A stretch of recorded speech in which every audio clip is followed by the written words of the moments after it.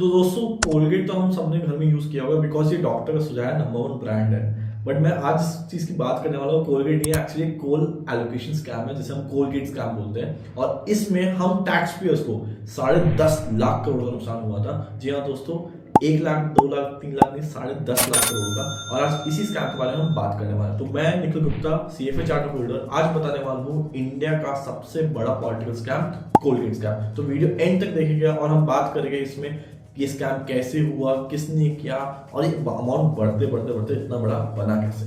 तो वीडियो जरूर एंड तक देखिएगा। दोस्तों, माइनिंग करने के लिए जितनी भी कंपनीज होती है उनको बिडिंग करनी पड़ती है, और बिडिंग में जिसकी हाईएस्ट बिड आती है आइडियली कोल एलोकेशन उसको दिया जाता है। ये एक नॉर्मल ड्यू प्रोसेस रहता है जो गवर्नमेंट का हमेशा एक सेट प्रोसेस है। बट कोलगेट स्कैम में क्या हुआ, कोलगेट स्कैम में निकल के आया कि जो गवर्नमेंट का ये ड्यू प्रोसेस है ये फॉलो ही नहीं किया गया। कुछ प्राइवेट एंड पब्लिक कंपनीज को गवर्नमेंट ने एक्स्ट्रा फेवर करके, सो टू से एक्स्ट्रा फेवर करके उनको कोल एलोकेशन दिया गया। और इसके साथ साथ ही वो ऐसी भी कुछ कंपनियां थी जो बिडिंग क्राइटेरिया भी मीट आउट नहीं करती, उन तक को कोल एलोकेशन दिया गया। इसी स्कैम के बारे में क्या की एक रिपोर्ट निकल गई जिसने बोला कि ये स्कैम की वैल्यू 10.7 लाख करोड़ है, जिसे रिपोर्ट में गलत तरीके से 1.7 लाख करोड़ दिखा गया है। और ये इंडिया का सबसे बड़ा पॉलिटिकल स्कैम है। जैसे ये रिपोर्ट निकल गई तो फिर क्या रहा, लोगों का गुस्सा चरम पे था। बीजेपी उस टाइम ऑपोजिशन हो रही थी, तो बीजेपी ने बस कांग्रेस पे एलिगेशन लगाना चालू करा और बोला कि मनमोहन सिंह आज के आज ही रेजिग्नेशन दे।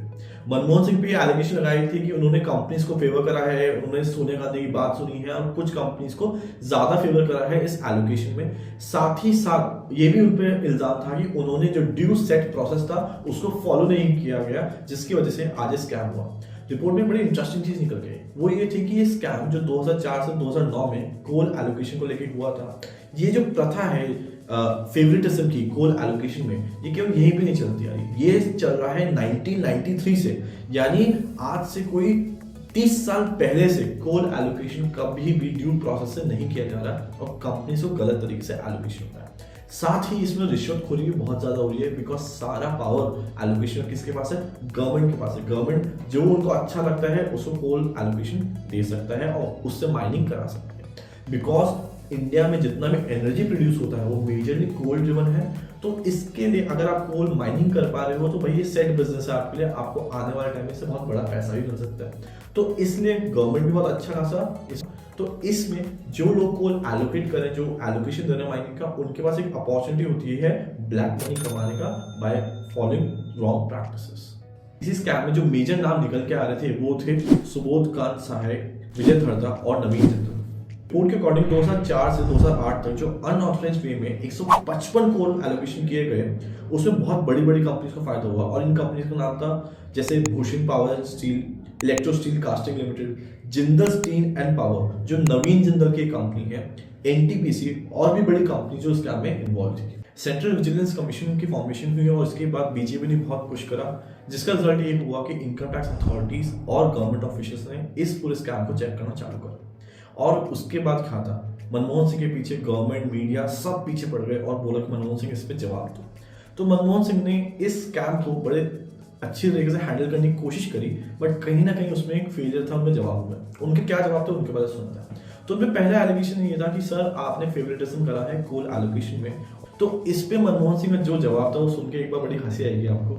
तो उसमें उन्होंने ये जवाब दिया कि जो कोल एलोकेशन डिसाइड करने वाले थे वो थे सोनिया गांधी के सेक्रेटरी मिस्टर अहमद पटेल। और अहमद पटेल की जब सर्वेलेंस में सब कुछ हो रहा है तो उनका फेवरेटिज्म करना या ना करना का सवाल ही कहीं नहीं आता।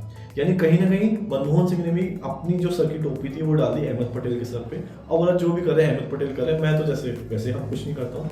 और यहाँ से उन्होंने इस बात को डिफ्लेक्ट करने की कोशिश करी through his first answer. Manmohan Singh पे एक एलिगेशन ये भी था कि भाई आपने एलोकेशन करा किस हिसाब से, उस पर भी क्लैरिटी नहीं। तो उस पर उनका जवाब ये था कि जितनी भी स्टेट गवर्नमेंट्स हैं वहाँ पे ऑपोजिशन की सरकार है और ऑपोजिशन सरकार और सेंट्रल गवर्नमेंट के बीच में ट्यूनिंग बैठने में बड़ी डिफिकल्टी आ रही थी। और वहाँ पे जो सेट प्रोसेस था, एक स्क्रीनिंग प्रोसेस था, उसमें बहुत टाइम लगता और इस टाइम कोल की डिमांड बहुत ज़्यादा थी। आगे कंपनीज को कोल की बहुत डिमांड थी, यूजर्स को कोल की बहुत डिमांड थी, तो काम बहुत जल्दी एग्जीक्यूट करना था। तो सेंट्रल गवर्नमेंट और स्टेट गवर्नमेंट ने मिलकर डिसाइड करा कि ठीक है सर, हम सेंट्रल गवर्नमेंट जैसे कोल एलोकेट करेंगे, हम उसी अकॉर्डिंग चल जाएगा। ये कहना था मनमोहन सिंह का अपने एलिगेशंस का। जब आप बड़े हास्यास्पद थे कि इतने बड़े एलोकेशन के लिए आप ये कैसे कर सकते हो कि अहमद पटेल डिसाइड कर रहे हैं कि एलोकेशन कैसे होगा, या फिर स्टेट एंड सेंट्रल गवर्नमेंट ने मिलकर डिसाइड किया है, और एक जो सेट स्क्रीनिंग प्रोसेस है उसको हम बिल्कुल हटा रहे हैं पूरी करते करते स्कैम सुप्रीम कोर्ट तक पहुंचा, और सुप्रीम कोर्ट में वहां पे एडवोकेट एम एल शर्मा ने PIL फाइल करी, और उनका कहना ये था कि जितना भी कोल एलोकेशन अभी तक हुआ है वो सब कैंसिल हो जाना चाहिए because of the scam. Supreme court के जज थे उस टाइम RN लोढ़ा और AR देव सिंह, जिन्होंने बोला कि कैग का सपोर्ट किया और बोला कि कांग्रेस को रीजन देने होंगे कि उन्होंने 2004 में ऑक्शन पॉलिसी क्यों नहीं की।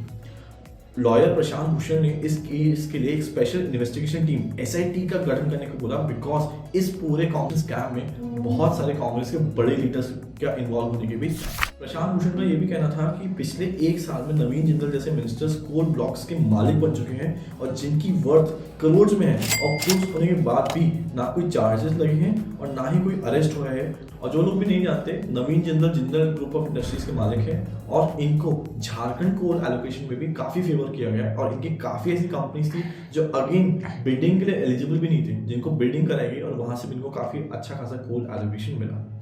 फिर 2014 में आते हैं हमारे मोदी जी, और मोदी जी जैसे ही इलेक्शन के पहले कांग्रेस के अगेंस्ट बोल रहे थे, इलेक्शन के बाद आने के बाद भी उन्होंने अपने वादे पे कायम थे, और 2014 में फाइनली डिसाइड हुआ गया कि जितनी कोल एलोकेशन हुआ था उसमें से केवल 4 ही वैलिड रहेगा, और उसके अलावा 218 में से 214 कोल एलोकेशन को नल एंड वॉइड कर दिया गया। इसके साथ साथ ही 295 रुपीज पर टन का पेनल्टी भी लगा गया उन कंपनीज को जिन पे कोल एलोकेट किया गया था।